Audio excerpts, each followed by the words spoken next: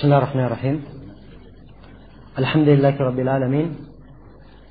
Wassalatu wassalamu ala al-mab'uts rahmatan lil alamin. Nabiyina Muhammad wa ala alihi wa sahbihi wa man tabi'akum bi ihsanin ila yaumiddin. Amma ba'd.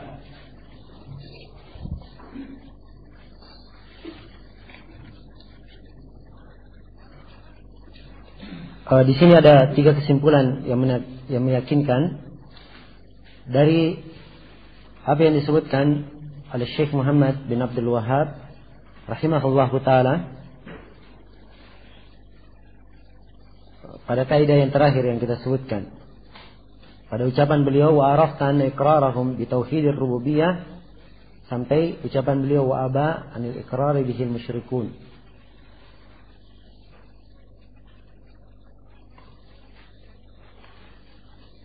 Di sini ada 3 perkara yang meyakinkan. Yang pertama, bahwa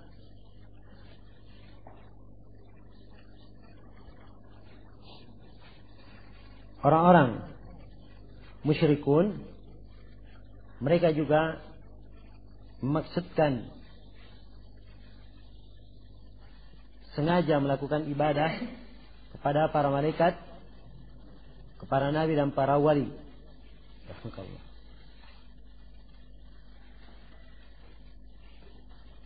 Iya. Ini meyakinkan terjadi pada mereka. Dan tidak mungkin diingkari. Dan itu keadaan orang-orang Arab di masa sebelum diutusnya Rasulullah sallallahu alaihi wasallam. Kemudian yang kedua, dari hal yang meyakinkan di sini bahwa mereka memaksudkan kepada malaikat, para nabi dan para wali itu maksudnya adalah supaya mendekatkan mereka kepada Allah Subhanahu wa taala. Mereka menghendaki syafaat darinya. Ini yang kedua. Kemudian yang ketiga, juga di antara hal yang meyakinkan bahwa Rasulullah sallallahu alaihi wasallam tetap memerangi mereka, menghalalkan darah mereka dan harta mereka. Dan kesimpulannya sebagaimana yang telah disebutkan, bahwasanya orang yang melakukan seluruh hal ini memaksudkan kepada para malaikat apapun alasannya, walaupun dia katakan ingin taqarrub, mereka ini dekat di sisi Allah, kita harapkan mereka memberi syafaat, seluruh hal tersebut terhitung sebagai bentuk kesyirikan. Iya. Kemudian kata Syekh Muhammad bin Abdul Wahhab rahimahullahu taala, wa hadha at-tauhid huwa ma'na qaulika la ilaha illallah. Dan tauhid ini itu adalah makna, itu penggunaannya bermakna ibadah. Iya. Jadi yang diinginkan dengan makna ilah adalah makna ibadah di kalangan mereka, orang-orang musyrikin. Apakah yang diibadahi itu adalah seorang malaikat, atau nabiyan, seorang nabi, atau waliyan, seorang wali, atau syajaratan, sebuah pohon, atau qabran, kuburan, atau jinnian, atau jin. Lam yuridu anna al-ilaha huwal khaliqur raziqul mudabbir. Dan mereka tidak menghendaki dengan makna ilah itu, bukan yang mereka inginkan dengan makna ilah bermakna al-khaliq, pencipta, ar-raziq, pemberi rezeki, al-mudabbir, pengatur segala perkara. Bukan itu yang diinginkan dengan makna ilah. Kenapa? Li'annakum ya'lamuna anna dzalika lillahi wahdah kama qaddamtu laka. Karena mereka mengetahui bahwa hal tersebut seluruhnya hanya milik Allah satu-satunya, sebagaimana yang telah saya sampaikan kepadamu. Maksudnya apa yang telah lalu. Iya. Di sini lagi-lagi penekanan dari Syekh bahwasanya kaum musyrikin di dalam memahami makna ilah, ilah yang diinginkan bukan bermakna yang mencipta, yang memberi rezeki, yang mengatur perkara, atau yang menghidupkan, mematikan. Bukan itu makna ilah. Yang mereka inginkan dengan makna ilah adalah yang dimaksudkan dalam perkara-perkara itu, dalam ibadah, dalam tawakal, dalam roja, perantara, dan sebagainya. Itu yang mereka inginkan dengan makna ilah di kalangan orang Arab waktu itu, kaum musyrikin waktu itu. Ya, ini akan lebih diterangkan oleh beliau. Kata beliau, wa inna ma ya'nuna bil ilah ma ya'ni bihi ma ya'ni al musyrikuna fi zamanina bi lafdh sayyid. Sungguhnya yang diinginkan dengan makna ilah oleh orang-orang musyrikin Arab di zaman Nabi itu adalah apa yang diinginkan oleh musyrikin di zaman ini dengan kata as-sayyid. Iya. As-sayyid arti asalnya penggunaan orang Arab itu bermakna yang berkuasa, yang ditaati di tengah kaumnya. Ya, as-sayyid yang mengatur perkara, pengaturan seluruhnya kembali kepadanya. Itu as-sayyid namanya. Ini pengertian secara bahasa. Tapi di sini Syekh Muhammad bin Abdul Wahab menyebutkan kalimat sayyid dalam definisinya siapa? Definisi siapa yang disebut? Orang musyrikin di mana? Di masa beliau, bukan di masanya orang Arab. Iya. Orang-orang musyrikin di zaman Nabi, bukan itu. Tapi di masa beliau. Jadi orang musyrikin di masa Syekh Muhammad bin Abdul Wahab menggunakan kalimat sayyid, itu maknanya bermakna ilah. Ya.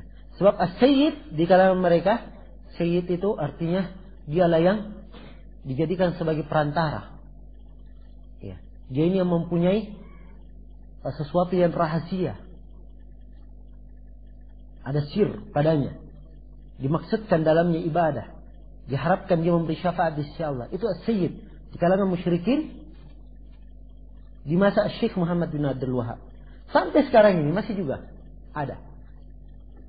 Ya, di Mesir misalnya Sayyid Al-Badawi. Ya, dikatakan Sayyid Al-Badawi.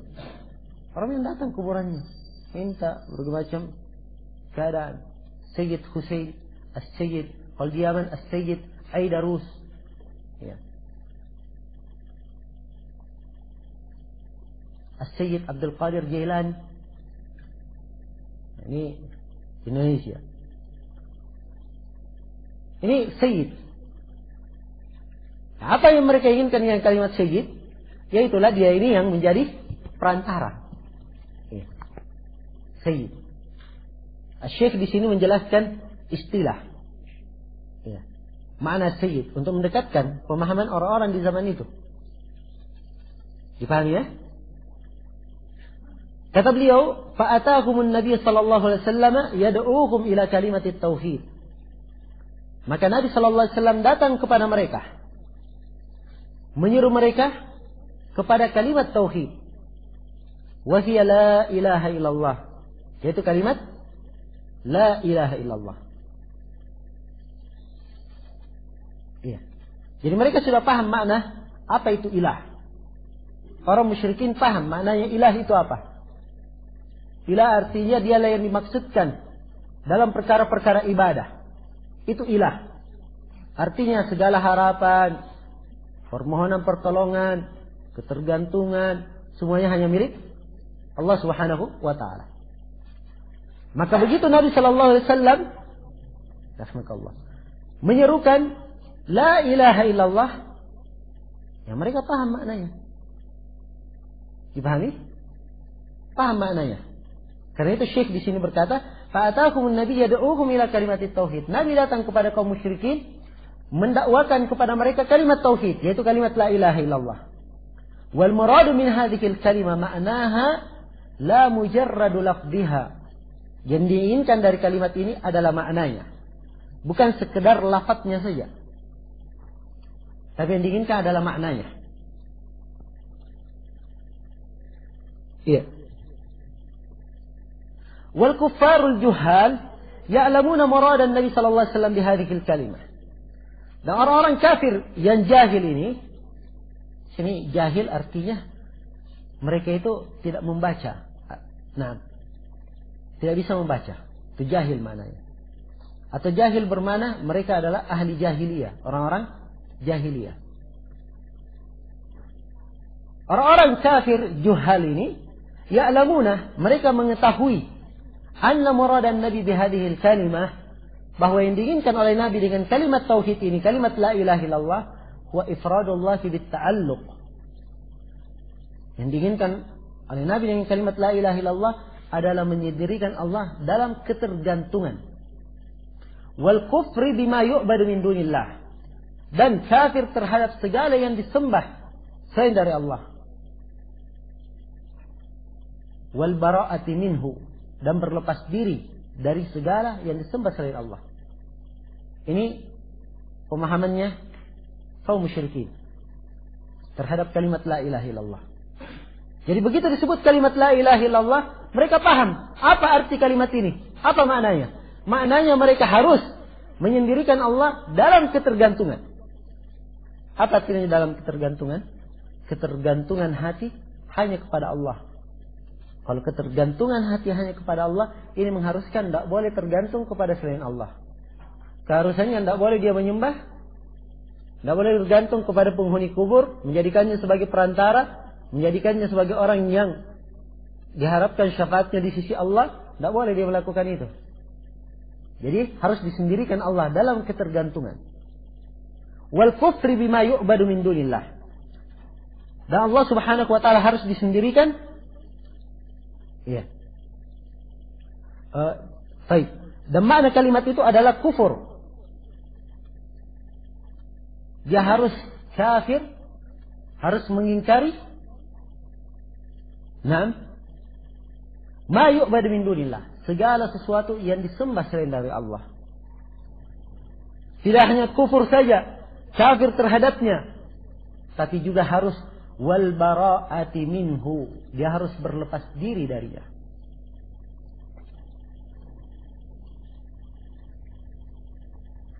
Baik. Jadi bacanya wal kufru bima yu'badu min dunillah wal bara'atu minhu. Ini masuk ke dalam khabar semuanya, ma'tuf kepada ifrad.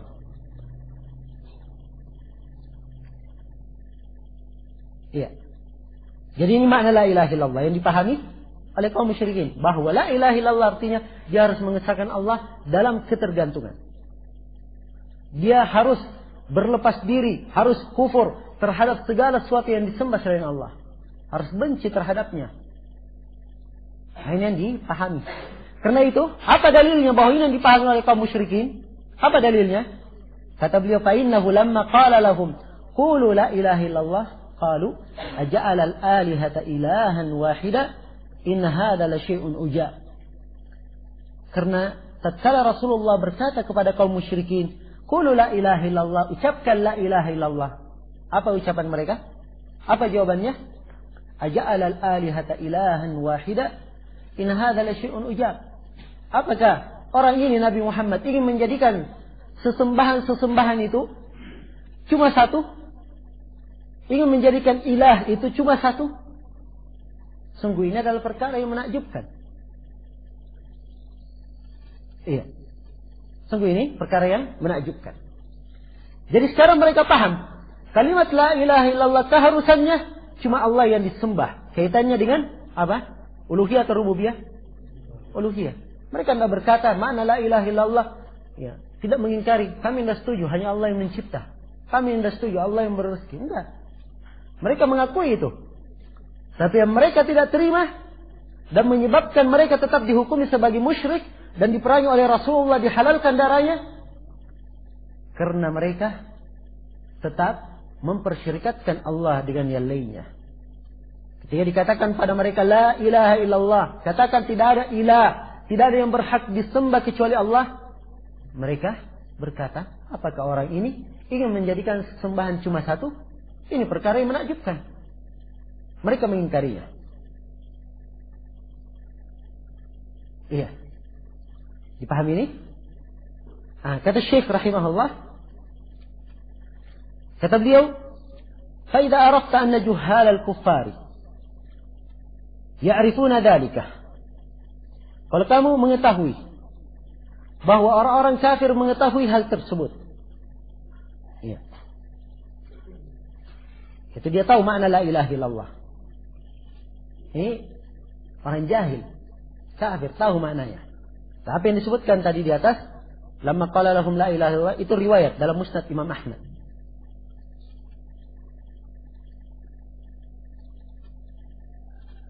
Demikian jawaban mereka ketika disuruhkan kepada mereka untuk mengucapkan la ilaha illallah.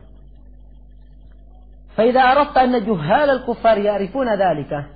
Kalau kamu tahu bahwa orang-orang jahil kuffar mengetahui hal tersebut, fal ajabu mimman yaddai al-islam wa huwa la ya'rifu min tafsir hadhihi al-kalimah ma arafahu juhalul kuffar.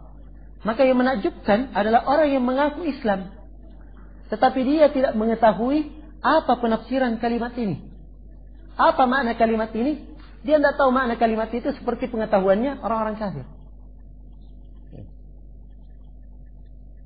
Jadi orang kafir ketika dikatakan pada mereka ucapkan la ilaha illallah, mereka mengerti apa konsekuensi kalimat ini. Kalau dikatakan la ilaha illallah, keharusannya mereka hanya beribadah kepada Allah, berdoa hanya kepada Allah. Mereka harus berlepas diri dari segala sembahan yang mereka sembah, apakah dijadikan sebagai perantara atau mereka berdoa kepada para malaikat atau kepada pepohonan, kepada batuan dan lain-lainnya. Ya, mereka yakin dan mereka sangat paham bahwa konsekuensi dari kalimat la ilaha illallah ini dia harus meninggalkan seluruh hal itu. Itu keharusannya, mereka paham.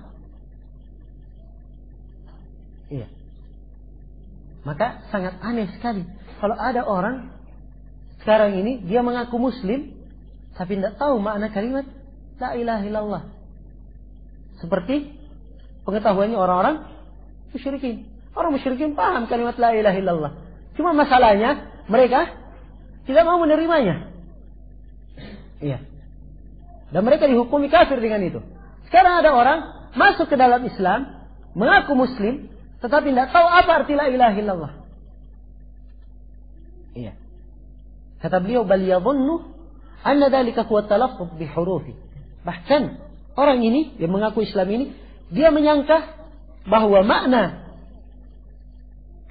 kewajiban dari la ilaha illallah itu hanya sekedar melafazkan, mengucapkan kalimat itu dengan huruf-hurufnya. Min ghairi i'tiqadil qalbi, tanpa ada keyakinan dalam hati. Bi syai'in minal ma'ani, terhadap suatu makna apapun.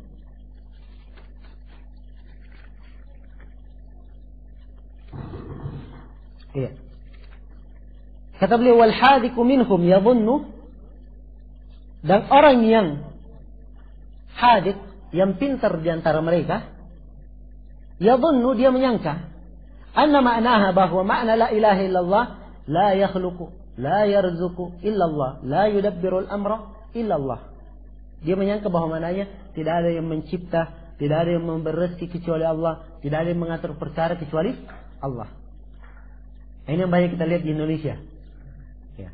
Kalimat la ilaha illallah diartikan apa? Tidak ada Tuhan selain Allah. Ya, kalau ada yang merinci, yang memperjelas maknanya, dia katakan tidak ada yang mencipta selain Allah, tidak ada yang memberi rezeki selain Allah. Ya. Apakah itu makna ilah? Bukan itu makna ilah yang dipahami oleh kaum musyrikin di zaman Nabi. Ya, kaum musyrikinnya saja itu paham betul apa maknanya. Nah, dan sebagaimana yang telah kita sebutkan, tauhid uluhiyah itu terkandung dalamnya apa? Tauhid rububiyah. Memang benar Allah yang maha mencipta, Allah yang maha memberi rezeki, Allah yang menghidupkan dan mematikan. Namun bukan itu makna asal dari la ilaha illallah. Ya. Makna la ilaha illallah, tidak ada yang berhak disembah kecuali Allah. Ibadah hanya untuk Allah subhanahu wa ta'ala. Seharusnya kalau dia mengakui bahwa ibadah hanya milik Allah, seharusnya dia pasti mengakui bahwa Allah yang mencipta, memberi rezeki dan seterusnya. Jelas ini? Iya.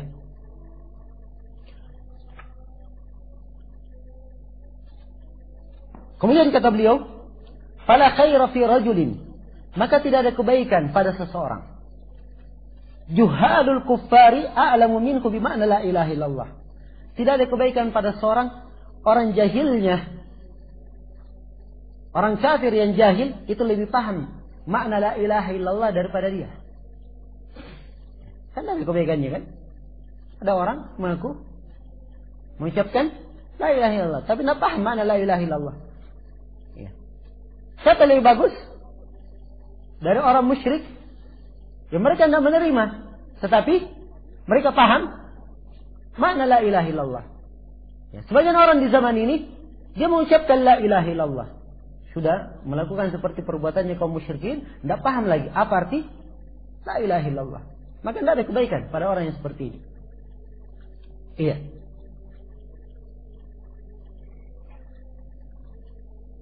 Nah, dari sini semua, dari ucapan beliau wahadat tauhid sampai akhir yang kita baca, di sini kaidah yang berikutnya. Yaitu kaidahnya bahwa makna la ilaha illallah maknanya adalah apa? La ma'budah bihaqqin illallah. Ya. Walaysa al-muradu biha tauhid ar-rububiyyah. Ifradullah bi af'ali. Nah. Lau kanat kadzalika la aqarra biha al-musyrikun. Andai kata itu makna la ilaha illallah, maknanya tauhid rububiyah, maka kaum musyrikun sudah mengakui. Tidak ada lagi dong perselisihan antara Nabi dan kaum musyrikin. Iya. Dan dari sini juga kita mengetahui bahwa mengucapkan kalimat la ilaha illallah itu seseorang harus mengetahui apa maknanya. Harus mengilmui apa arti kalimat la ilaha illallah. Jangan dia mengucapkan kalimat la ilaha illallah dan dia tidak tahu apa makna kalimat itu. La ilaha illallah terdiri dari 4 kalimat. La ada la nafiyah lil jins, menafikan segala jenis. Ilah artinya al-ma'bud, yang disembah. Dia sebagai khabar la, sebagai isim la. Dalam penggunaan bahasa Arab harus ada khabarnya. Harus ada khabarnya. Dan khabarnya tidak disebutkan karena sudah dimaklumi. Apa takdirnya? Adalah la ma'budah haqqun atau la ma'budah bihaqqin. Itu takdirnya. Dan ini dimaklumi sudah. Sebab dalam Al-Quran dikatakan dzalika bi anna Allah huwal haqq. Hal tersebut karena Allah dialah yang maha hak. Karena itu makna la ilaha illallah adalah tidak ada yang berhak disembah, yang berhak diibadahi selain dari Allah. Illa adalah istifna. Ya.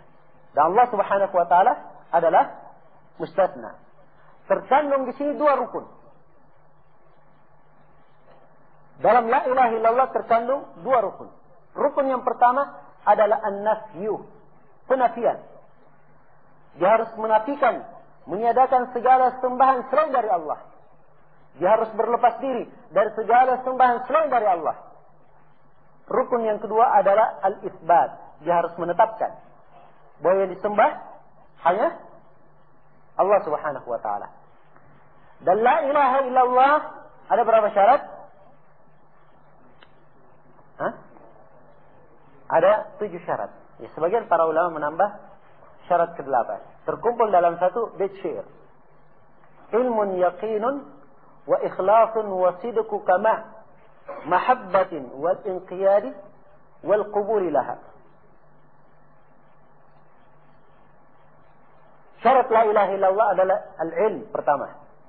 Dia harus mengilmui apa makna la ilaha illallah. Lawan dari ilmu apa? Al-jahl. Jadi enggak boleh dia jahil terhadap makna la ilaha illallah.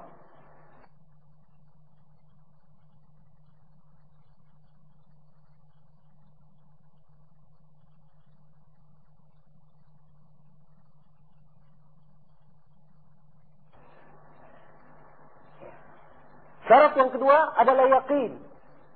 Dia harus yakin akan makna la ilaha illallah. Ya, pertama berilmu ya.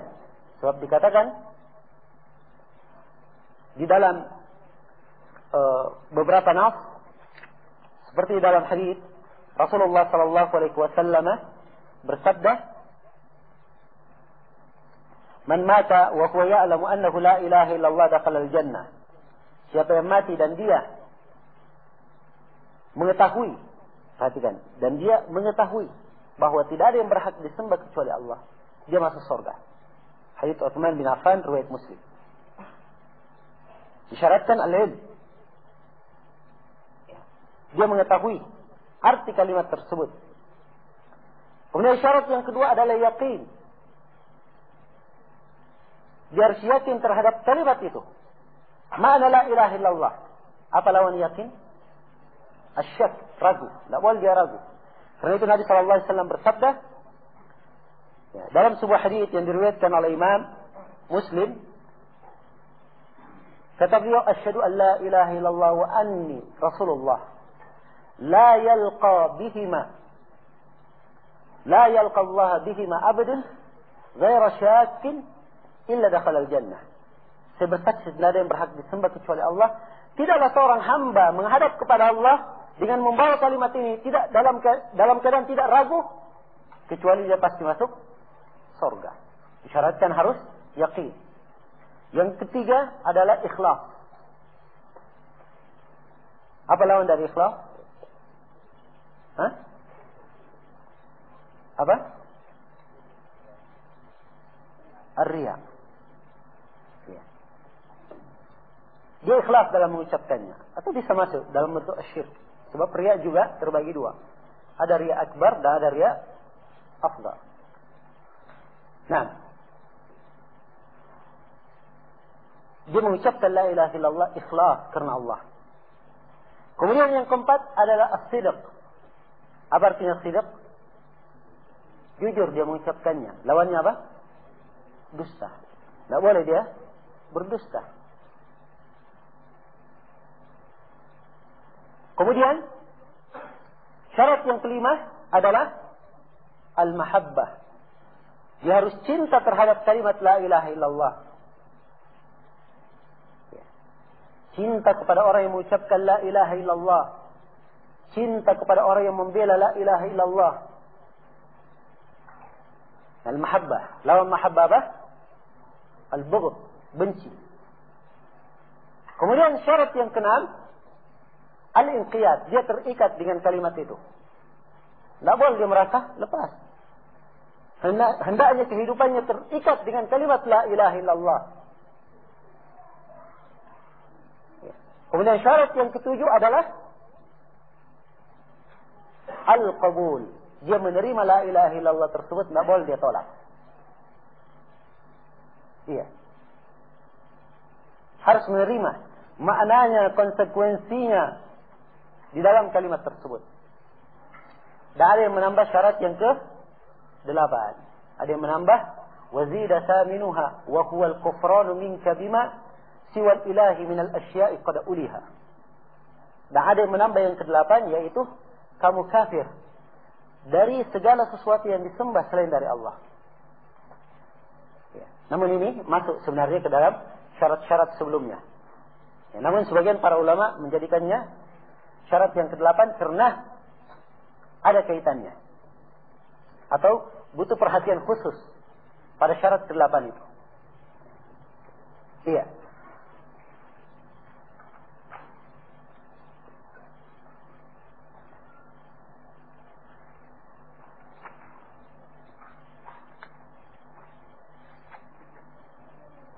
Kemudian kata Syekh Muhammad bin Abdul Wahab rahimahullahu taala, "Idza arafta ma dzakartu laka ma'rifata qalbin." Apabila kamu sudah mengetahui apa yang saya sebutkan kepadamu, ma'rifata qalbin, dengan pengetahuan hati. Apa artinya pengetahuan hati? Maksudnya pengetahuan yang meyakinkan telah menyatu di dalam hatimu. Ya, kamu sudah mengetahui, betul-betul meyakinkan ya apa yang beliau sebutkan sebagai pendahuluan ini. Wa idza arafta ma dzakartu laka ma'rifata qalbi. Kalau kamu mengetahui apa yang saya sebutkan kepadamu, ma'rifat qalb, wa arafta syirka billahi alladhi qala Allah fihi, dan kamu juga sudah tahu tentang kesyirikan kepada Allah yang Allah berfirman tentangnya, innallaha la yaghfiru an yushraka bih wa yaghfiru ma duna dzalika liman yasha. Sungguhnya Allah tidak mengampuni dosa kesyirikan dan mengampuni selain dari itu bagi siapa yang Allah kehendaki. Iya. Ini penjelasan tentang bahaya kesyirikan.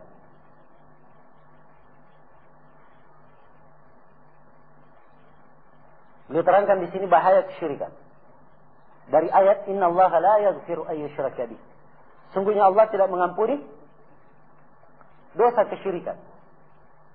Syirik apa ini? Syirik asghar atau syirik akbar? Ada dua pendapat di kalangan para ulama. Ada yang berkata seluruh jenis syirik masuk. Dan ini pendapat Syekhul Islam Ibn Taimiyah. Dan banyak juga dari para ulama di zaman ini menguatkannya. Sebab konteksnya umum. Maksudnya orang yang berbuat syirik asghar itu sama dengan syirik akbar. Kalau dia meninggal dalam keadaan belum bertobat, maka tidak diampuni. Tapi hukum di akhirat tentunya kan beda. Kalau syirik akbar pelakunya apa? Kekal dalam neraka. Kalau syirik asghar, dia termasuk dosa yang tidak mengeluarkan dari keislaman. Iya kan? Jadi hukumnya beda. Namun dari sisi tidak diampuninya sama hukumnya. Ini pendapat Syekhul Islam Ibn Taimiyah.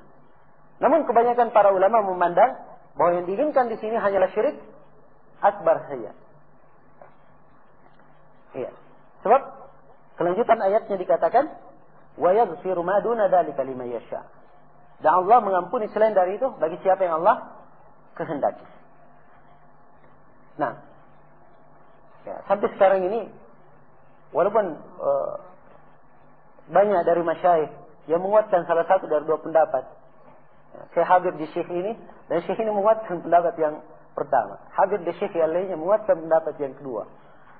Ya, sampai hari ini saya melihat dua-duanya masih kuat. Iya. Dan mengandung pendalilan yang sangat kuat sekali dalam memahami ayat. Ala kulli hal, di sini dikatakan innallaha la yaghfiru bih. Innallaha la yaghfiru an yushraka bih. Ini menunjukkan bahaya kesyirikan. Yaitu orang yang berbuat kesyirikan tidak akan diampuni. Iya. Ini bahaya yang pertama. Dan ini diterangkan dalam ayat. Diterangkan dalam ayat-ayat yang lain bahaya kesyirikan. Di antaranya orang yang berbuat kesyirikan kekal dalam neraka. Apa dalilnya? Ayo.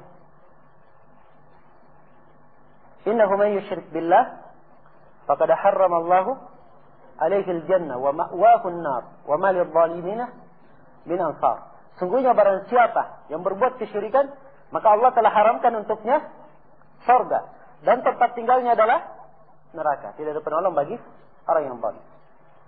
Di antara bahaya kesyirikan. Bahaya kesyirikan ini, syirik itu menghancurkan seluruh amalan. Apa dalilnya? وَلَقَدْ أُوحِيَ إِلَيْكَ وَإِلَى الَّذِينَ مِنْ قَبْلِكَ لَئِنْ أَشْرَكْتَ لَيَحْبَطَنَّ عَمَلُكَ وَلَا تَكُونَنَّ مِنَ الْخَاسِرِينَ. Sungguh kami telah wahyukan kepada engkau Nabi Muhammad dan kepada para nabi sebelum engkau. Andai kata engkau berbuat kesyirikan akan hancur seluruh amalannya. Dan sungguh engkau akan menjadi orang yang merugi. Ayat yang semisal dengannya di surah Al-An'am. Disebutkan para nabi, sejumlah nabi. 18 nabi disebut. Beserta keutamaan mereka. Kemudian Allah berfirman, "Walau asyraku lahabita anhum ma kanu ya'malun." Andai kata mereka ini berbuat kesyirikan, niscaya akan hancur amalannya. Iya. Orang yang berbuat kesyirikan, amalannya kelak di kemudian hari diibaratkan dalam Al-Quran, wa qadimna ila ma amilu min amalin faj'alnahu haba'an mansura. Dan kami hadapi amalan yang mereka lakukan, lalu kami jadikan debu yang berterbangan. Orang yang berbuat kesyirikan, itu artinya dia membinasakan dirinya sendiri. Iya. Allah Subhanahu wa taala berfirman, "Wa may yusyrik billahi faka'annama kharra minas sama'i fatakhtafuhu at-tayr aw tahwi bihi ar-rihu fi makanin sahiq." Dan barang siapa yang berbuat kesyirikan, seakan-akan dia jatuh dari langit, kemudian disambar oleh burung atau dihempaskan ke tempat yang sangat jauh. Ini artinya dia membinasakan dirinya sendiri. Dan kesyirikan mengancam alam dengan kebinasaan. Apa dalilnya? Allah Subhanahu wa taala berfirman, "Wa qalu ittakhadha ar-rahmanu walada. Laqad ji'tum syai'an idda. Takadu as-samawati yatafattarna minhu wa tanshaqqu al-ardu wa takhirru al-jibalu hadda an da'u lir-rahmani walada." Mereka berkata Allah membuat anak. Ya. Laqad ji'tum syai'an idda. Sungguh kalian telah membawa satu perkara yang sangat mungkar. Takadu as-samawati yatafattarna minhu. Hampir saja langit meleleh karenanya. Ini hampir binasa turun karena itu. Wa tanshaqqul ardu. Bumi hampir terbelah karena itu. Wa takhirrul jibalu hadda. Dan gunung hampir runtuh karenanya. Anda'u lirrahmani walada. Mereka mengatakan bahwa Allah Ar-Rahman memiliki anak. Ini antara sejumlah adillah menunjukkan akan bahaya kesyirikan. Maka Syekh di sini menjelaskan, kalau kamu sudah tahu, ya, apa yang telah disebutkan itu dari berbagai perkara, ya, sudah berlalu bersama kita qawaid bahwa kaum musyrikin mereka mengikrar tauhid apa? Rububiyah, dan mereka sangat paham arti kalimat la ilaha illallah. Dan kesyirikan mereka ini bersamaan dengan pemahaman mereka terhadap kalimat la ilaha illallah, dan bersamaan dengan mereka mengetahui, ya, dan mengakui tauhid rububiyah. Juga Nabi sallallahu alaihi wasallam masih tetap memerangi mereka dan menghalalkan darahnya. Kalau kamu tahu ini, kemudian kamu tahu lagi bahaya kesyirikan yang disebutkan oleh Allah dalam firman-Nya. Kemudian setelah itu beliau katakan, wa arafta dinallahi alladhi arsala bihi ar-rusul. Dan juga kamu tahu agama Allah yang Allah mengutus para rasul dengannya, min awalihim ila akhirihim, dari awalnya sampai akhirnya, alladzi la yaqbalu Allahu min ahadin dinan siwahu. Ya, Allah tidak menerima agama lain selain dari agama Islam. Apa agamanya para rasul itu? Ifradullahi bil ibadah. Ya, mendakwakan manusia agar supaya mereka hanya menyembah kepada Allah saja. Ini agamanya para rasul. Ya, kalau kamu sudah tahu semua ini, wa arafta ma asbaha ghalibun nasi fihi min al-jahli bihada. Ya. Kemudian kamu tahu bagaimana keadaan manusia sekarang yang berubah, mereka sangat jahil, tidak mengetahui tentang ini. Maka seluruh hal ini afadaka faidataini. Memberikan kepada engkau dua faidah, dua manfaat. Ya. Ini dua manfaat yang sangat agung yang disebut oleh Syekh Muhammad bin Abdul Wahhab di sini, rahimahullahu taala. Yang setiap dari kita hendaknya senantiasa memuji Allah Subhanahu wa taala akan manfaat dan faedah ini. Yang pertama kata beliau, al-ula, faedah yang pertama, al-farahu bi fadlillahi wa rahmatuhu, atau al-farahu bi fadlillahi wa rahmatihi. Kamu bergembira dengan keutamaan Allah dan bergembira dengan rahmatnya. Kama qala Allah Ta'ala, sebagaimana firman Allah Ta'ala, qul bifadlillahi wa birahmatihi fabidzalika falyafrahu huwa khairun mimma yajma'un. Ketahuilah, katakanlah, dengan keutamaan Allah dan dengan rahmatnya, maka dengan itulah engkau atau kalian bergembira. Sesungguhnya hal tersebut lebih baik daripada apa yang mereka telah kumpulkan. Disebutkan oleh Ibnu Jarir rahimahullah ta'ala dalam tafsirnya, nukilan dari Ibnu Abbas, dari Al-Hasan Al-Basri dan lain-lainnya, ada yang menafsirkan keutamaan Allah, fadlu Allah dalam nas ayat, ada yang menafsirkannya dengan keislaman, ada yang menafsirkan rahmat dengan Al-Quran. Iya.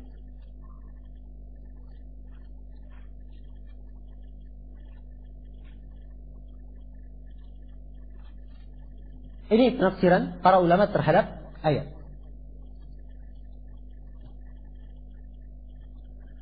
Dan bergembira dengan keutamaan Allah dan dengan rahmatnya, ini adalah puncak segala kebaikan. Karena itu kata Ibnu Al-Qayyim rahimahullahu ta'ala, la syai'a ahaqqu an yafraha al-abdu bihi min fadlillahi wa rahmatih. Tidak ada suatu apapun yang lebih berhak, yang lebih pantas seorang hamba itu bergembira dengannya. Tidak ada yang lebih pantas seorang hamba bergembira dengannya dari keutamaan Allah dan rahmatnya. Kata beliau, وَذَلِكَ خَيْرٌ مِنْ كُلِّ مَا يَجْمَعَ النَّاسُ مِنْ أَعْرَاضِ الدُّنْيَا وَزِينَتِهَا. Dan ini, kegembiraannya ini dengan keutamaan dan rahmat Allah, semuanya itu lebih baik dari apa yang dikumpulkan oleh manusia berupa dunia dan perhiasannya. Iya.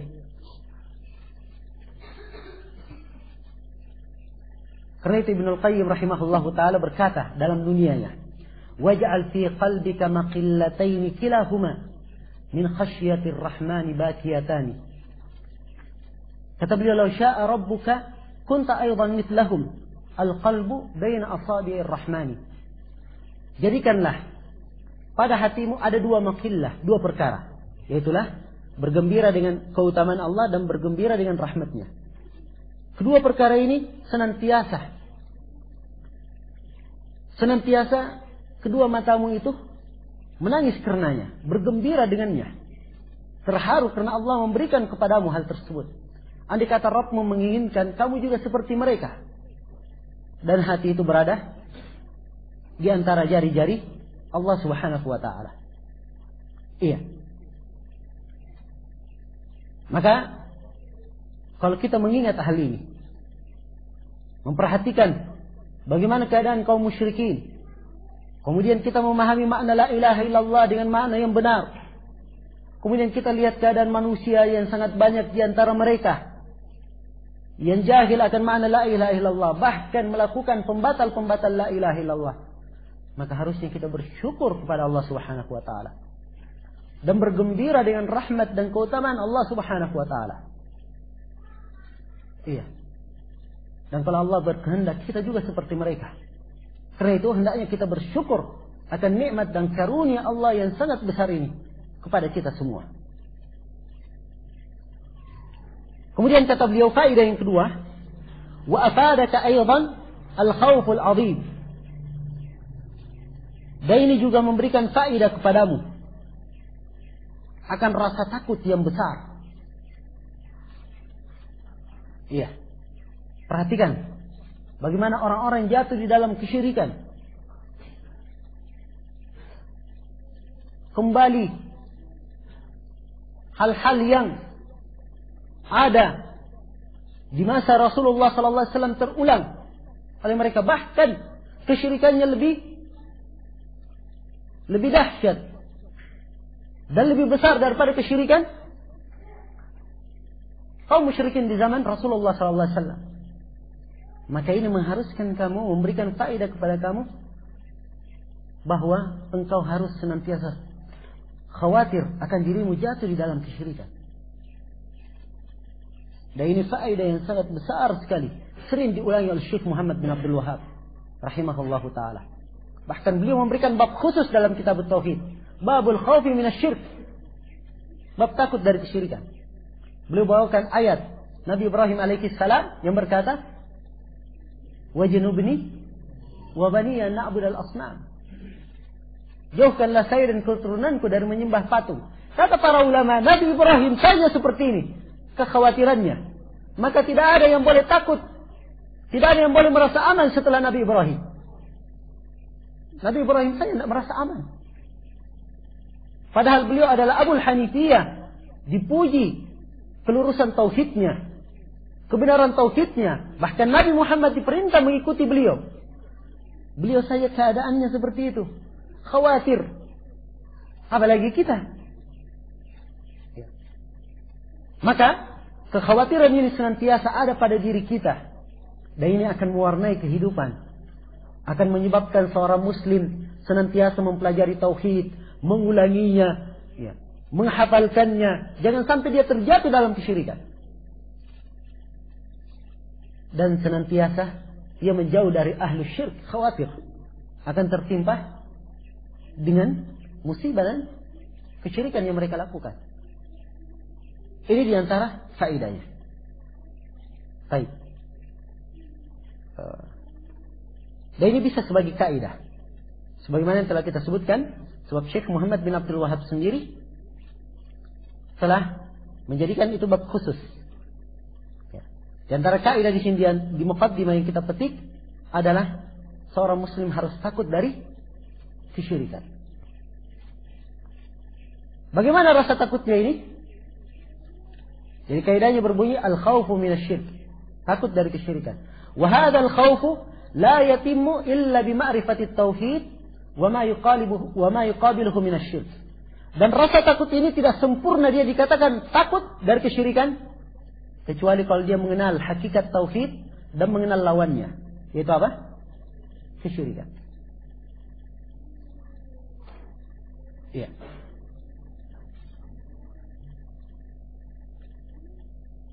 Baik, kita berhenti dulu sampai sini. Sebab yang berikutnya ada masalah berkaitan dengan al-udhr bil jahl. Ini butuh dipaparkan lebih luas.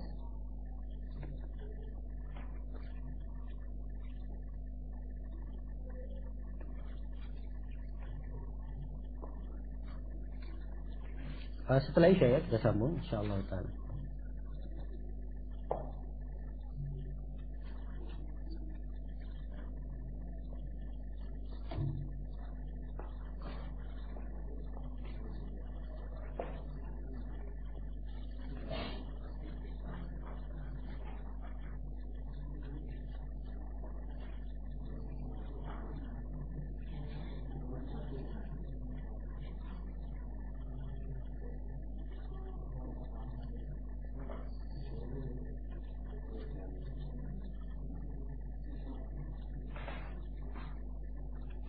Bagaimana keyakinan atau akidah NU itu sebenarnya? Katanya banyak kesyirikannya. Ya bukan lagi katanya. Dan antum hendaknya senantiasa mempelajari ya, kitab tauhid, mempelajari buku-buku tauhid. Itu perkara yang sangat penting sekali. Menghafalkan adillahnya. Dan silahkan lihat ke masyarakat. Jangan lihat kepada golongannya siapa. Ya. Itu bukan hanya dilakukan di kalangan orang ini saja. Ada juga golongan yang lain jatuh dalam berbagai bentuk kesyirikan. Maka pelajari tauhid dengan baik. Dan akan nampak hal-hal yang merupakan kesyirikan itu. Ya. Katanya, apakah orang yang lama belajar di NU sulit untuk menerima syariat Islam yang murni suci ini, yaitu dengan mengikuti Al-Quran dan Sunnah serta mengamalkannya?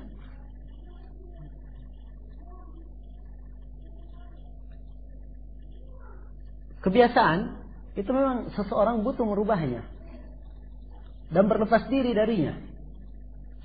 Tapi kalau dia benar tauhidnya, kebiasaannya itu akan dia tinggalkan, walaupun dengan perlahan-lahan. Dan di sini juga ada satu faedah penting. Disebutkan oleh Syekh Muhammad bin Abdul Wahab dalam kitab Tauhid ketika menjelaskan hadis Abu Waqid Al-Laythi. tentang Nabi Shallallahu Alaihi Wasallam ketika keluar ke Hunain bersama beliau orang-orang yang baru masuk Islam. Baru masuk Islam, setelah itu mereka minta dibuatkan Datu Anwar. Ini apa ini? Kesyirikan itu bukan? Kesyirikan. Kata beliau, orang yang baru lepas saja dari kesyirikan, kekufuran, dulunya terbiasa dengan suatu kebiasaan, maka tidak ada jaminan dia tidak kembali lagi kepada kebiasaannya. Tidak ada jaminan. Ya karena itu bergaulnya kepada ahlu tauhid. Kalau dia terbiasa dengan itu, dia rubah. Semakin dia perkuat mempelajari tauhid, dia mapangkan supaya hal tersebut menyatu dengan dirinya. Keharusannya. Dan ini juga faedah yang sangat besar, subhanallah. Iya. Banyak dilalaikan oleh sebagian orang. Ada sebagian orang jatuh dalam kesalahan-kesalahan. Dianggap kesalahan-kesalahan itu cukup. Dengan begitu saja meninggalkannya.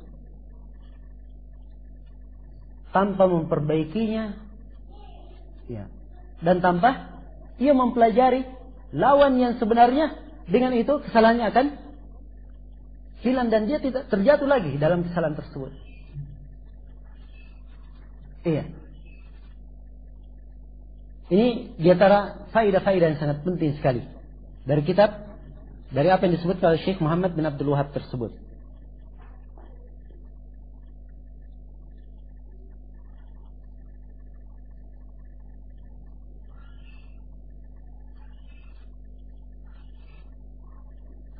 Mana yang lebih baik? Kita belajar Al-Quran, tahfidz Al-Quran pada seorang ustadz yang berpaham NU, dengan alasan belajar makhraj hurufnya yang baik, daripada belajar pada seorang ustadz sururi salafi yang kurang baik makhrajnya. Gimana caranya ada sururi salafi? Ya. Sururi itu tidak pernah kawin dengan salafi. Ya. Tidak pernah disifatkannya itu. Sururi. Nah, Sururi adalah pengikut Muhammad bin Surur. Ya. Bukan dia punya organisasi atau jemaah tersendiri, namun pemikirannya dan gerakan-gerakannya memang diwarnai dengan itu. Dan dia sendiri ketika datang berkunjung ke Yaman, berjumpa dengan Syekh Mukbil, dia mengakui kami ini jamaah. Ya, dia sendiri bahwa mereka hizbi. Ya. Ciri umum pemahamannya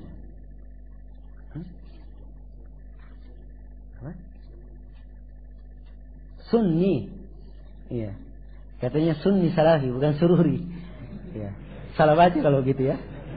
Baik, afwan. Habis N-nya kayak R gitu loh.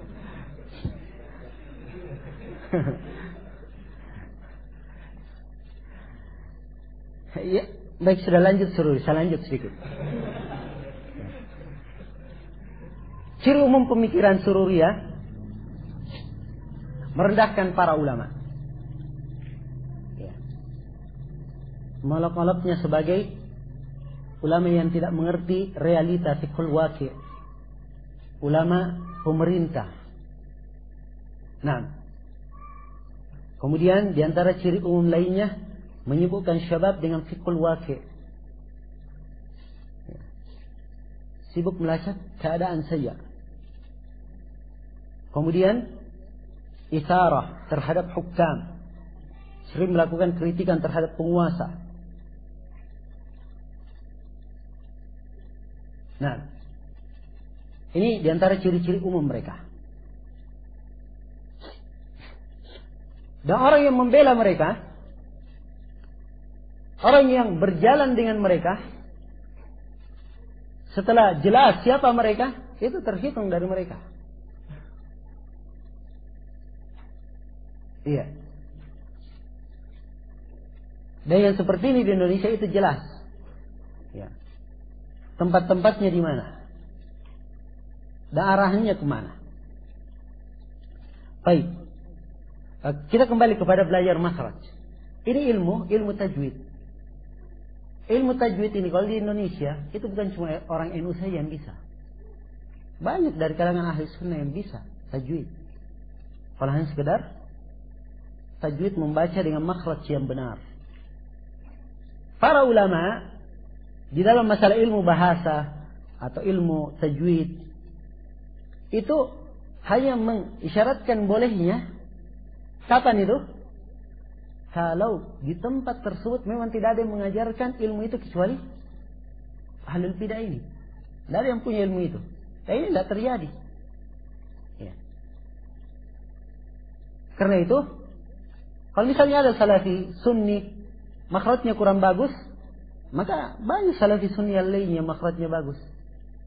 Kenapa nggak belajar kepada mereka? Iya. Dan sebagian orang di Indonesia ini menyangka makhraj itu bagus kalau dia pandai melakukan. Ya, melakukan itu lain. Makhraj itu lain pula. Iya.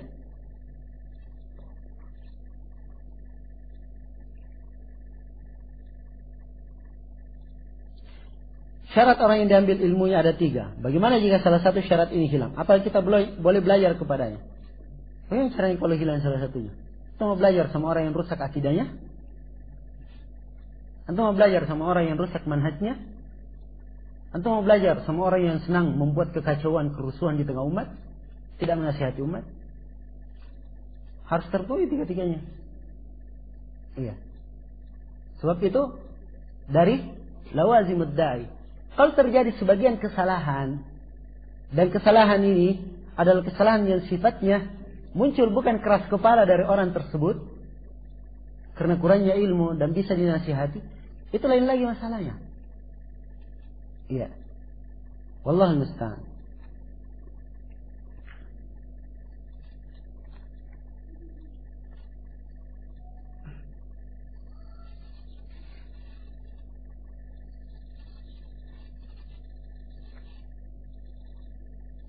Tolong jelaskan bagaimana hikmah dalam menasihati orang tua yang adatnya keras dalam membela keyakinannya, yang beliau berdasarkan pendapat keumuman manusia di daerah ana. Dan juga adat orang tua tidak mau diajari oleh orang yang muda. Ya. Mengajarkan sesuatu itu tidak harus langsung duduk resmi. Ya. Bapak saya ajarin begini. Ya. Tidak harus resmi begitu. Mungkin dengan gaya santai atau gaya bertanya kepadanya. Ya. Kadang seperti itu. Namanya orang tua, itu prinsipnya saya lebih banyak makan garam daripada kamu. Ya. Itu prinsipnya di mana-mana. Kamu kemarin masih ingusan. Ya. Karena saya lagi kamu lahir.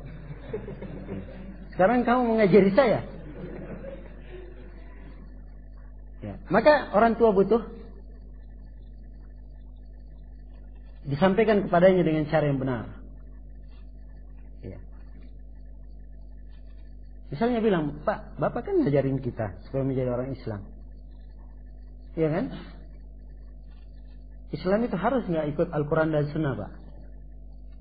Ya pasti dia bilang, ya harus ikut Al-Quran dan Sunnah. Terus ini ada hadits begini, Pak. Coba Bapak lihat bunyinya. Hadits ini. Bawakan hadits yang menyelisih keyakinannya. Kira-kira apa pemahamannya? Masuk sedikit-sedikit. Tapi jangan nadanya menggurui, menjatuhkan orang tua. Ini bapak memang salah seperti ini. Ya nggak mau terima bapaknya. Dengan lemah lembut. Ya.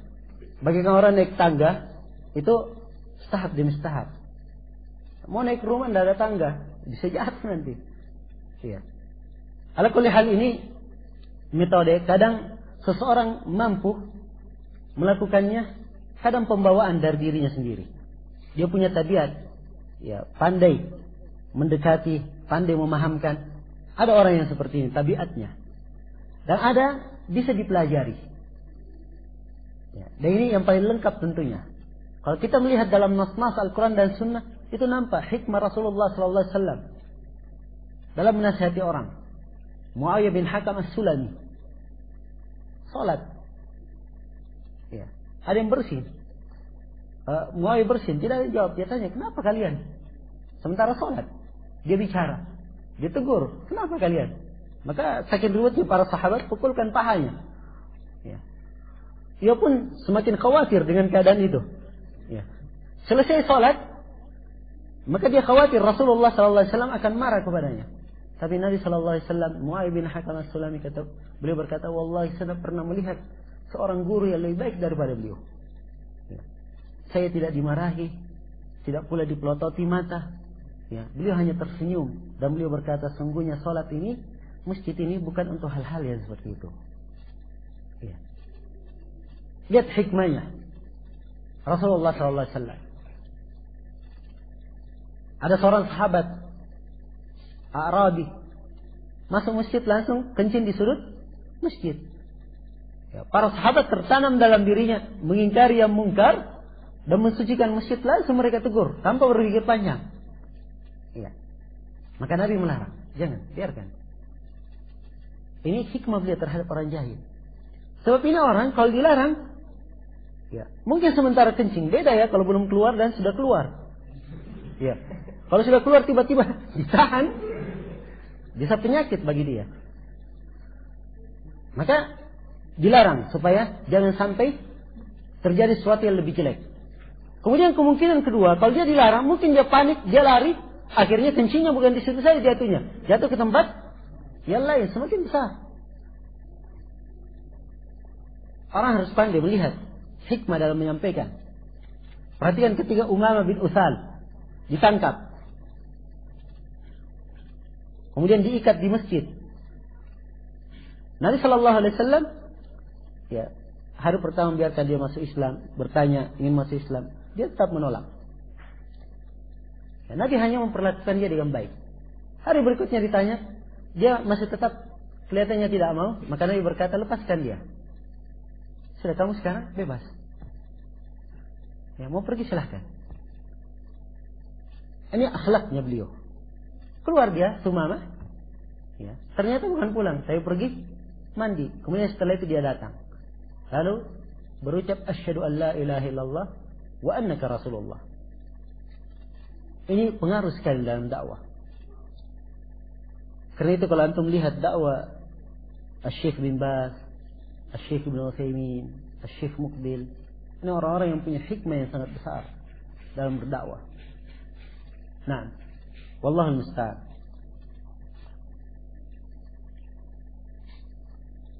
Ya, pernah juga satu kejadian,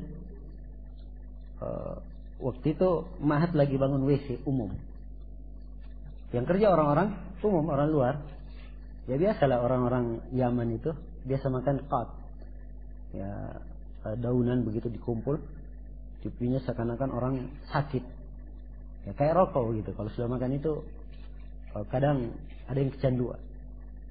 Nah, ya santri-santri lewat dipelototi mata semua orang itu. Ya, benci kan melihat orang yang makan seperti itu. Ya terus terang aja, termasuk saya waktu itu. Ya. Maka pada sore hari itu saya ada beberapa pertanyaan, saya tanyakan ke Syekh. Biasanya Syekh keluar waktu sore. Maka sambil jalan saya tanyakan pertanyaan-pertanyaan tersebut ke Syekh. Kebetulan lewat depan orang-orang yang kerja tersebut. Di situ saya lihat bagaimana hikmah beliau. Ya. Beliau tidak mempelototi mata, bahkan beliau memberi salam dengan indah sekali. Assalamualaikum warahmatullahi wabarakatuh. Tanya, kaifa halukum? Jalan beliau Syekh setelah itu. Orang jahilin nggak tahu apa-apa. Ya. Kita memang benci apa yang dilakukan, tetapi harusnya seorang itu pandai, ya, mengungkapkan kebenciannya, rasa marahnya tepat pada waktunya. Kalau belum lagi diajarin, belum lagi apa yang diperlakukan seperti itu, kemungkinannya dia semakin jauh. Ya, dengan akhlak yang seperti itu banyak orang yang mendapat petunjuk. Dan ini dilihat di dalam nusus Al-Quran dan Sunnah. Dan itu juga pentingnya mujalasah duduk di depan seorang guru. Ya. Kata para ulama, andai kata tidak ada faedah bagi seorang murid kecuali akhlak dari gurunya, cukup itu sebagai faedah yang didapatkan. Iya. Wallahul musta'an. Kadang ada orang yang adillah yang dia sampaikan benar, Al-Quran dan Sunnah, namun karena tidak punya hikmah, tidak punya akhlak yang baik, apa yang dia sampaikan itu tidak ada yang didengar oleh umat. Iya. Dan ini hendaknya senantiasa kita ingat dan kita renungkan.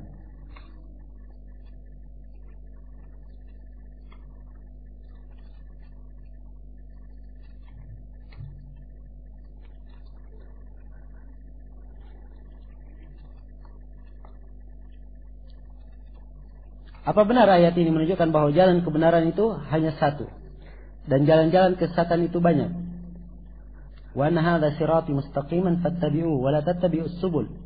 Di mana sisi pendalilannya? Sisi pendalilannya wa anna hadza sirati, dan sungguhnya ini jalanku. Sirat di situ dengan kalimat tunggal, satu jalan. Menunjukkan bahwa jalan yang benar itu cuman satu. Kemudian Allah berfirman wa la tattabi'us subul, jangan ikuti jalan-jalan lain, jalan yang menyimpang tentunya. Jalan yang menyimpang ini disebut dengan as-subul, banyak jalannya. Dipahami? Itu sisi pendalilan dari ayat.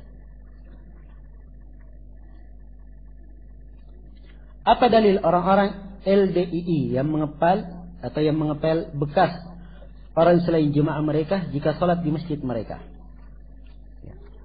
Asal pemikiran mereka bid'ahnya di dalam masalah bai'at, masalah imamah, dan di dalam masalah imarah. Klasiknya di situ.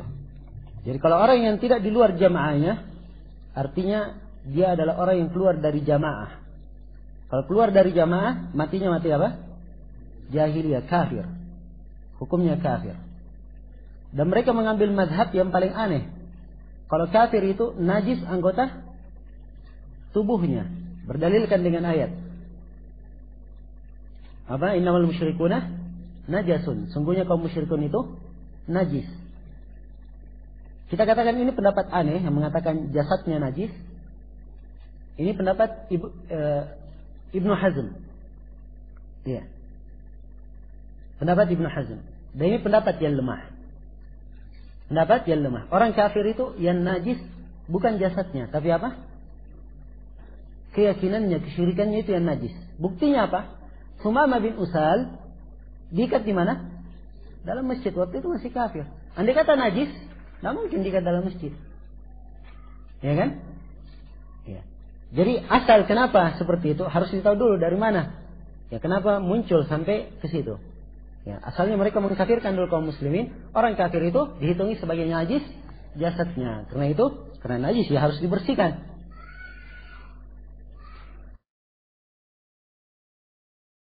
Dia sah sebagai penguasa, atau kalau penguasa meminta supaya dibeat dengan diambil sumpah langsung, maka dia lakukan hal tersebut kalau dia meminta, atau dia kirim kepada yang mewakili. Iya, ini baiat. Sebab arti dari baiat, ia terikat dengan penguasa, taat kepadanya dalam perkara yang ma'ruf, dan mendoakan kebaikan untuk penguasa. Itu baiat untuknya.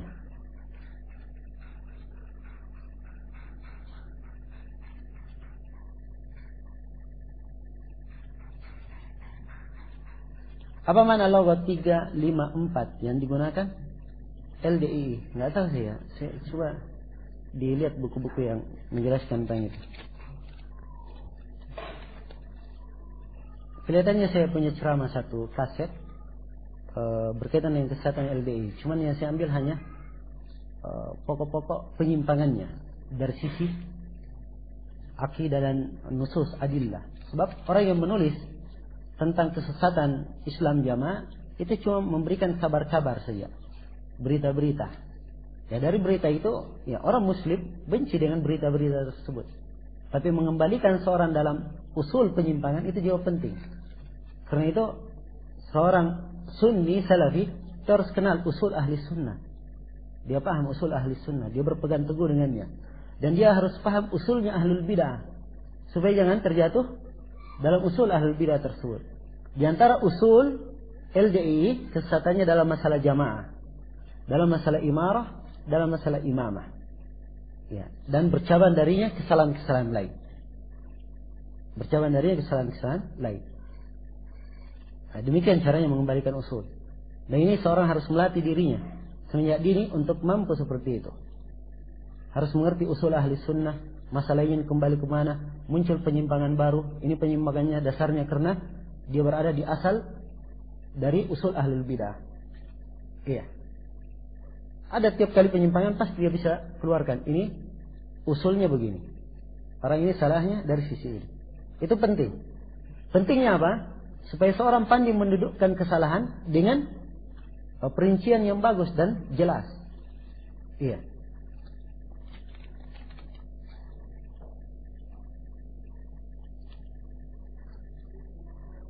Tolong jelaskan siapa Syekh Abdul Qadir Jailani yang diagung-agungkan oleh orang Indonesia. Dari manakah dia? Apakah dia ahli sunnah? Sebagian para ulama menyebut bahwa dia sebenarnya itu adalah seorang yang berpemahaman ahli sunnah, tetapi orang-orang melampaui batas terhadapnya. Ada yang menyebutkan bahwa kitab beliau Al-Gunyah itu adalah dalil besar yang menunjukkan bahwa beliau adalah ahli sunnah. Nah, wallahu ta'ala alam. Itu disebut oleh Syekh Jamil Zainu, dan ada juga masyayikh yang lain menyebut. Dan saya pernah melihat ada risalah khusus tentang siapakah Abdul Qadir Jailani itu. Ya, waktu itu masuk ke perpustakaan di Yaman dan saya belum sempat baca. Cuman seingat saya buka fihrisnya, buka daftar isinya, kelihatannya ada yang mempermasalahkan masalah keyakinannya. Iya. Wallahu ta'ala alam.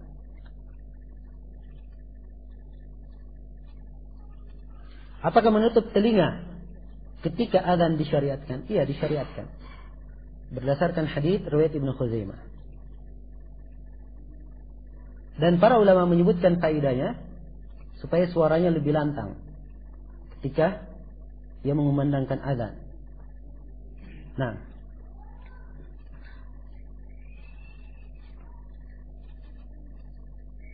bolehkah meyakini bahwa musim kemarau biasanya tidak hujan? Ya. Kemarau, kalau dilihat dari sisi waqi'iyah, kenyataan, maka itu kebiasaan. Tapi kalau dia yakini kemarau pasti tidak hujan, itu salah namanya. Ya. Sebab belum tentu kemarau itu tidak hujan. Hujan itu siapa yang menurunkan? Allah Subhanahu wa taala. Mau diturunkan di musim apapun, Allah Subhanahu wa taala Maha mampu atas segala sesuatu.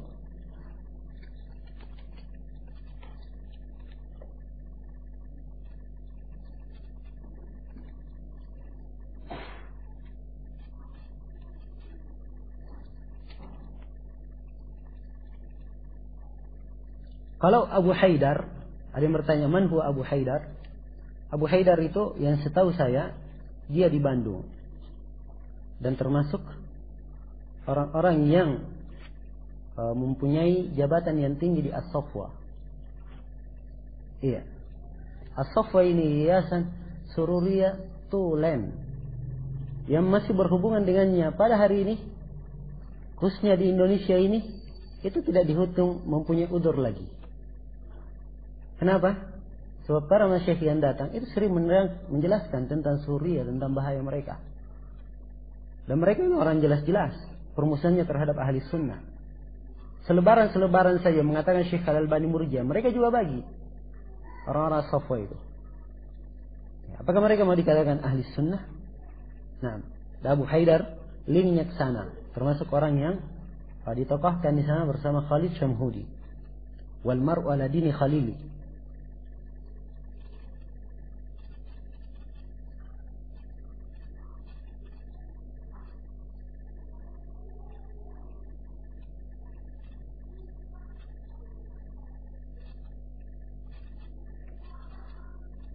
Dan kalau kita lihat buku-buku terjemahan dari Darul Haq, itu banyak dia menerjemah dari Darul Watan. Buku-buku Darul Watan.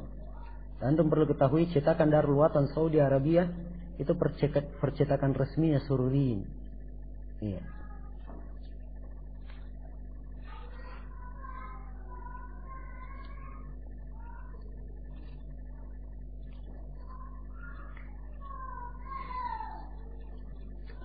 Dan mereka memang pandai.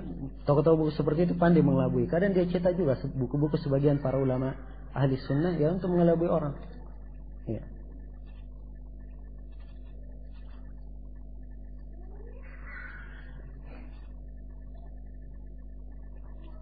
Benarkah Yazid Jawas, Ahmad Faiz, Ainur Rafiq benar-benar menerima dana dan manut pada Ihya Turas?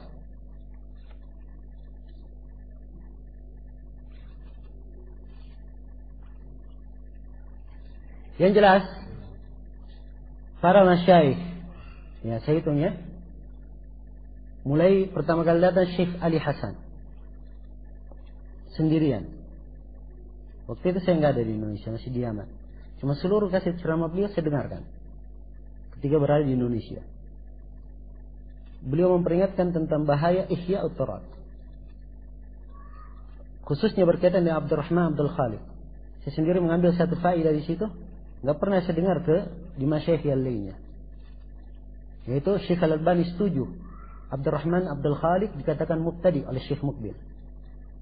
Syekh Mukbil waktu itu pada tahun 96 kalau saya nggak salah, beliau mengadakan ceramah dan saya hadir waktu itu. Judul ceramah beliau Syihabul Khariq di Abdurrahman Abdul Khaliq. Ya. Orang Kuwait yang bertanya. Di antara pertanyaannya, di pertanyaan yang ke-8 begitu terakhir, Syekh Mukbil ditanya, apakah Abdurrahman Abdul Khaliq itu salafi? Apakah Abdurrahman Abdul Khaliq itu mubtadi? Kata beliau, "Na'am, dia adalah mubtadi." Tidak ada salafi yang berkata bolehnya masuk parlemen. Tidak ada salafi yang membolehkan demonstrasi. Tidak ada salafi disebutkan kesalahan-kesalahan Abdurrahman Abdul Khaliq. Walhasil kaset itu sampai ke Kuwait, ke tangan Abdurrahman Abdul Khaliq. Dan dia sangat tidak setuju sekali dengan isi kaset itu. Karena merasa tidak setuju, dia kirim ke Syekh Al-Albani. Ini cerita Syekh Ali di kaset. Maka Syekh Al-Albani berkata kepada Syekh Ali, dan Syekh Ali berkata, saya menulis pesannya yang akan dijadikan sebagai balasan untuk Abdurrahman Abdul Khaliq. Komentar Syekh. Kata Syekh Al-Albani, saya setuju kepada Syekh Mukbil 100% pada apa yang diucapkan tentang Abdurrahman Abdul Khaliq. Iya. Ini sudah di awal kali Syekh Ali datang dan beliau sudah mengisyaratkan tentang hizbiyahnya Ihya ut-Turat. Satu. Yang kedua, datang lagi Syekh Ali dan Syekh Salim Al-Hilali. Antum tahu setelah itu mereka masih punya hubungan yang mesra dengan Ihya ut-Turat.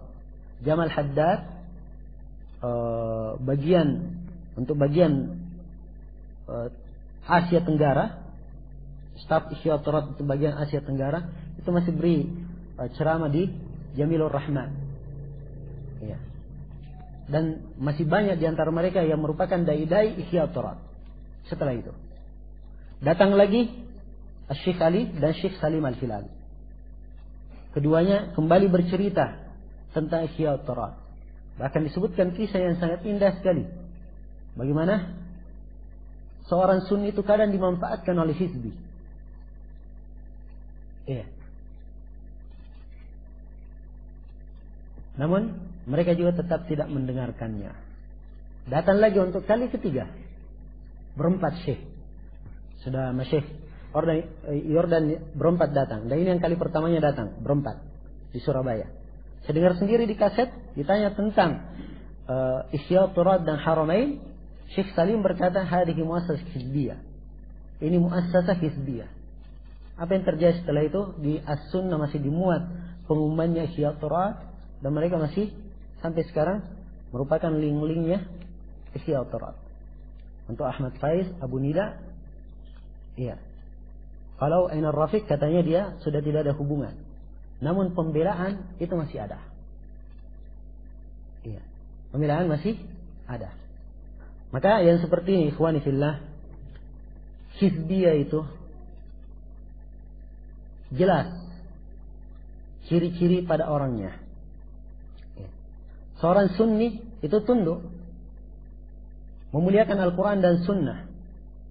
Kalau memang hal tersebut menyimpang, dengan besar dada dia akan meninggalkannya. Dengan penuh keridhaan dia meninggalkannya. Namun kecenderungan pada hizbiyah, inilah yang tidak baik pada seseorang. Iya, wallahul musta'an.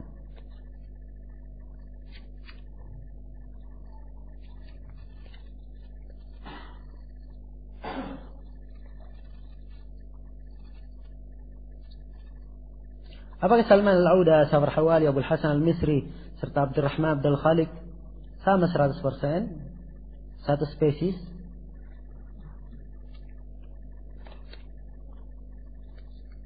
Mereka ini, setiap dari mereka ada pemikiran tersendiri. Yang jelas Mereka ini kelompok aneh-aneh saja. Ya. Sering membuat kekacauan di tengah umat.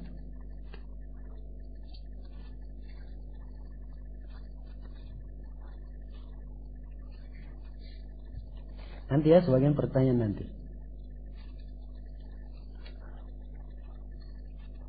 Baik, kita cukupkan dulu sampai sini. Insyaallah taala kita lanjutkan setelah Isya. Subhanakallahumma wa bihamdik, asyhadu an la ilaha illa anta, astaghfiruka wa atubu ilaik, walhamdulillahirabbil alamin.